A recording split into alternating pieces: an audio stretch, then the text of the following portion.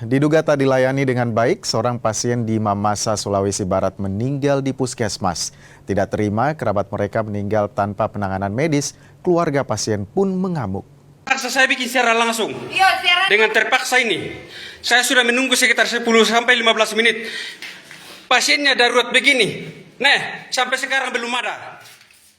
Inilah video amatir yang memperlihatkan seorang pasien terbaring lemah di ruang IGD Puskesmas Kecamatan Nosu, Kabupaten Mamasa, Sulawesi Barat. Pasien yang tiba dalam kondisi kritis tak dilayani oleh tenaga kesehatan. Kondisi ini memicu keluarga pasien mengamuk. Setelah 25 menit tanpa penanganan, pasien akhirnya meninggal dunia di ruang IGD Puskesmas. Keluarga pun kecewa dan tak terima atas kelalaian pihak puskesmas. Setelah kami tiba di puskesmas, tidak satu pun perawat yang kami temui. Bahkan kami menunggu 15-20 menit, tidak ada perawat yang datang. Sampai orang tua kami meninggal. Seperti yang terjadi di live saya. Itulah kenyataan yang sesungguhnya.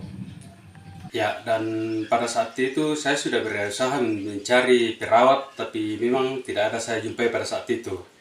Jadi memang betul-betul saat itu tidak ada perawat yang jaga di tempat itu. Kepala Dinas Kesehatan Mamasa bilang diduga ada kelalaian dan akan melakukan investigasi ke lokasi. Kejadian yang ada di Puskesmas Nosu, tadi malam saya juga dapat informasi. Setelah itu saya konfirmasi ke Kapusnya. Jadi menurut informasi dari Kepala Puskesmas bahwa pada saat itu memang waktu jeda menunggu pergantian petugas, karena yang bertugas sebenarnya waktu itu, yang tugas sore itu sementara merujuk pasien ke Polewali. Jadi jeda menunggu pengganti petugas itu, masuklah ini pasien. Meskipun disitulah titik kelemahannya, karena sebenarnya ini puskesmas rawat inap, UGD itu harus standby 24 jam.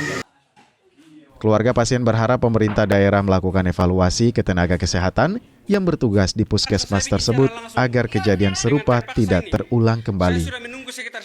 Edwin Arwan Pitu, Kompas TV, Mamasa, Sulawesi Barat. Sampai sekarang belum ada.